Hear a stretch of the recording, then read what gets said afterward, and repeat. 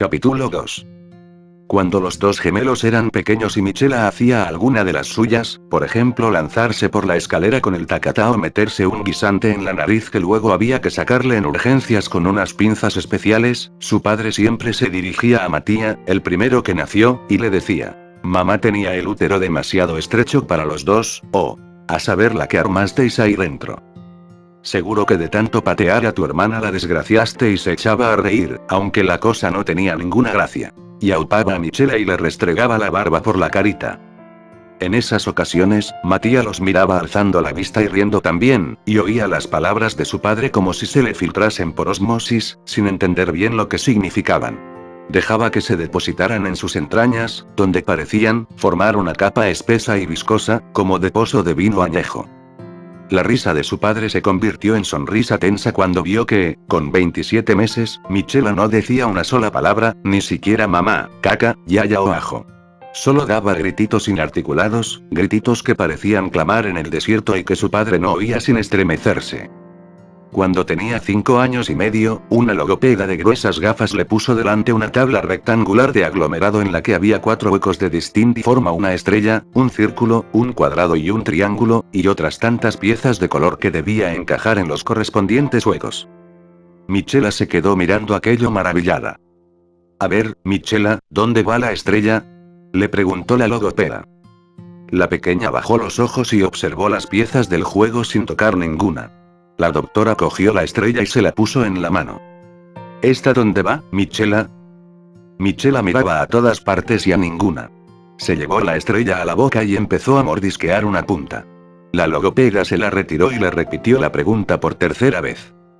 «Michela, va, haz lo que te dice la doctora», gruñó su padre, incapaz de seguir sentado donde le habían dicho que se sentara. «Por favor, señor Valosino», le dijo la doctora, conciliadora, «a los niños hay que darles tiempo». Michela se tomó el suyo. 1 minuto. Al término del cual, emitiendo un agudo chillido, que lo mismo podía ser de alegría que de desesperación, colocó resueltamente la estrella en el hueco cuadrado. Si Matías no hubiera comprendido por sí solo que a su hermana le pasaba algo, ya se habrían encargado de hacérselo ver sus compañeros de clase, por ejemplo Simona Volterra, que cuando iban a primero y la maestra le dijo: «Simona, este mes te sentarás con Michela», ella se negó cruzando los brazos y contestó: «Yo con esa no me pongo». Aquel día Matías dejó que la tal Simona y la maestra discutieran un rato, y al final dijo: «No se preocupe, yo me siento con mi hermana», y todo el mundo pareció aliviado. La misma Michela, la tal Simona, la maestra, todos menos él. Los dos gemelos se sentaban en primera fila. Michela se pasaba todo el tiempo coloreando dibujos, lo que hacía esmeradamente pero saliéndose de los contornos. Aplicaba los colores sin ton ni son: azul para la piel de los niños, rojo para el cielo, amarillo para los árboles. Cogía el lápiz como si fuera una batidora, empuñándolo, y apretaba tanto que cada 2 por 3 rasgaba el papel. Y mientras, a su lado, Matías aprendía a leer y escribir y a hacer las 4 operaciones aritméticas. Fue el primero de la clase en aprender a dividir con resto. Su mente funcionaba como un engranaje perfecto, del mismo modo misterioso como la de su hermana funcionaba de manera tan defectuosa. Había veces en que Michela empezaba a removerse en la silla y agitar desesperadamente los brazos, como una mariposa atrapada. Los ojos se le ensombrecían y la maestra se quedaba mirándola asustada, aunque con la vaga esperanza de que aquella retrasada se fuera de verdad volando para siempre. En las filas de atrás alguno se reía, otro le decía chitón.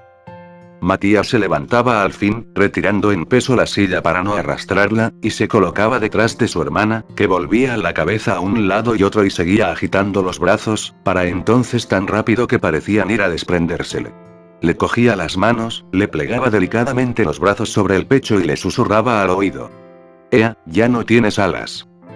Michela tardaba unos segundos en dejar de moverse. Se quedaba un rato con la mirada perdida y por fin, como si tal cosa, volvía a sus pintarrajos.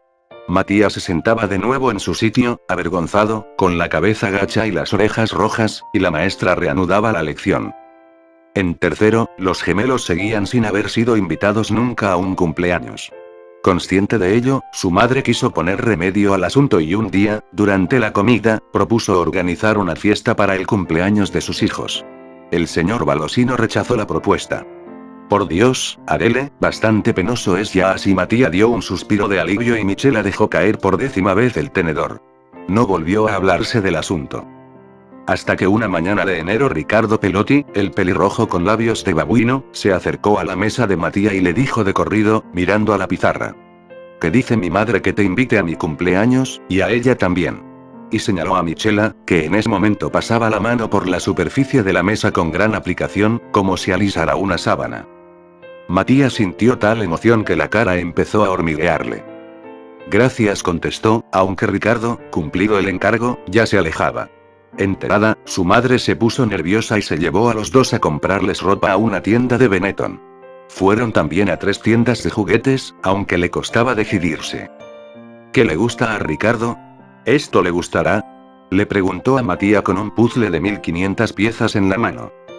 «¿Y yo qué sé?», contestaba él. «¿No es amigo tuyo? Tú sabrás los juegos que le gustan». Matías pensaba que Ricardo no era amigo suyo y que su madre no lo entendería. Y no respondía sino encogiéndose de hombros. Al fin Adele optó por una astronave Lego, el juguete más grande y caro de la sección. «Eso es demasiado, mamá», protestó Matías. «¿Qué va? Es el regalo de los dos. ¿O es que queréis quedar mal?». Que de todos modos quedarían mal, con regalo o sin él, Matías lo sabía de sobra. Con Michela era imposible otra cosa.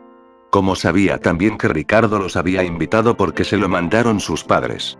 Y seguro que Michela se le pegaría todo el rato, se pondría perdida de naranjada y al final, cuando se cansara, empezaría a lloriquear como hacía siempre. Por primera vez pensó que sería mejor quedarse en casa.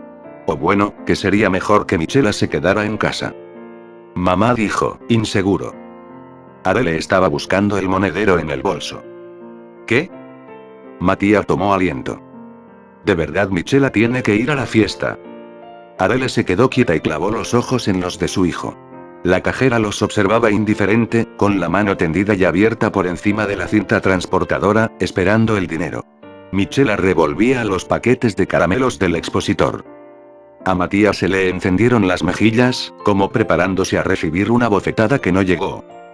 Pues claro, contestó sin más su madre, zanjando la cuestión. A casa de Ricardo podían ir solos. A pie eran apenas 10 minutos. A las 3 en punto Adele plantó a los gemelos en la puerta de la calle. «Hala, que llegáis tarde. Y acordaos de dar las gracias a sus padres. Y tú cuida de tu hermana, sabes que no puede comer porquerías». Matías asintió. Adele los besó en la mejilla, más a Michela, a la que arregló el pelo bajo la diadema, y les deseó que se divirtieran. De camino a casa de Ricardo, Matías iba pensando al compás que marcaban las piezas de Lego al rebotar, como olas de marea, dentro de la caja de cartón. Michela iba rezagada unos metros y trastabillaba para seguirle el paso, arrastrando los pies por la hojarasca pegada al asfalto. La atmósfera estaba quieta y fría. Seguro que tira las patatas fritas, iba pensando Matías. Y que coge la pelota y no se la pasa a nadie. ¿Quieres darte prisa?, le dijo volviéndose. Su hermana se había agachado en medio de la acera y hostigaba con el dedo a un gusano larguísimo. Michela se quedó mirando a Matías como si hiciera mucho que no lo veía. Luego sonrió y corrió hacia él con el gusano entre el pulgar y el índice. «¡Qué asco, tira eso!», le ordenó el gemelo, apartándose. Ella miró de nuevo al bicho como si se preguntara qué hacía entre sus dedos. Al cabo lo soltó y emprendió una torpe carrera para alcanzar a su hermano, que ya se había adelantado unos pasos. Se quedará con la pelota y no querrá dársela a nadie, igual que en la escuela, pensaba Matías. Miró a su hermana gemela, que tenía sus mismos ojos, su misma nariz y su mismo color de pelo, y menos cerebro que un mosquito, y por primera vez sintió odio puro. La tomó de la mano para cruzar la calle, pues allí el tráfico era intenso, y mientras cruzaban tuvo una idea.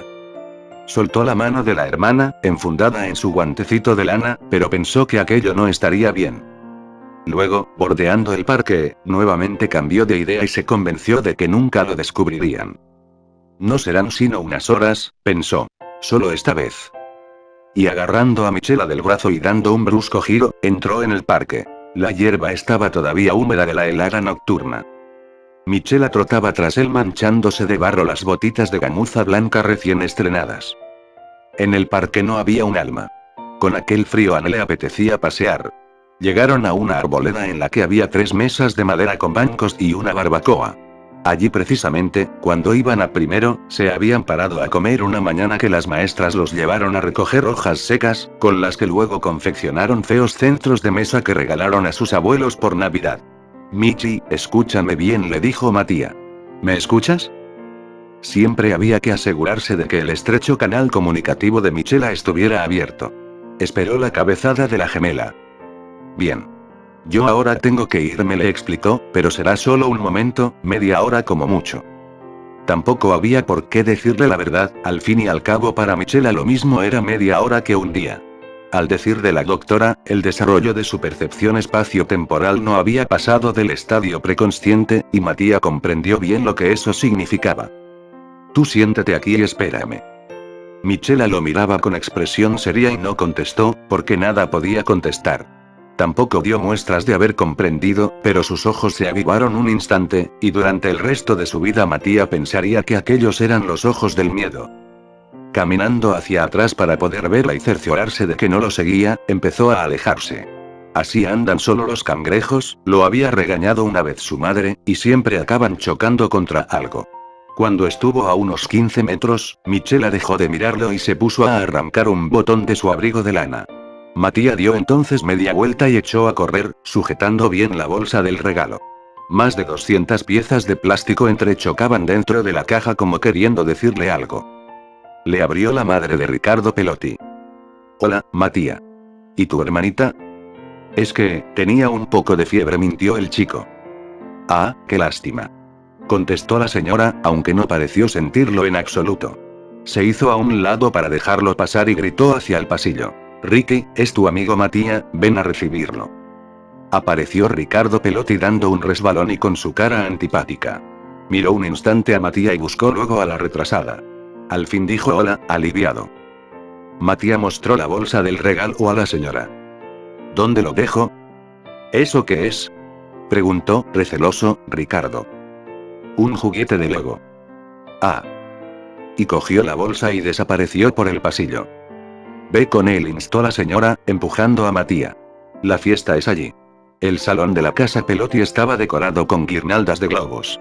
Sobre una mesa cubierta con un mantel de papel rojo había cuencos de palomitas y patatas fritas, una pizza seca cortada en cuadraditos y una fila de botellas de gaseosa de varios colores, aún cerradas.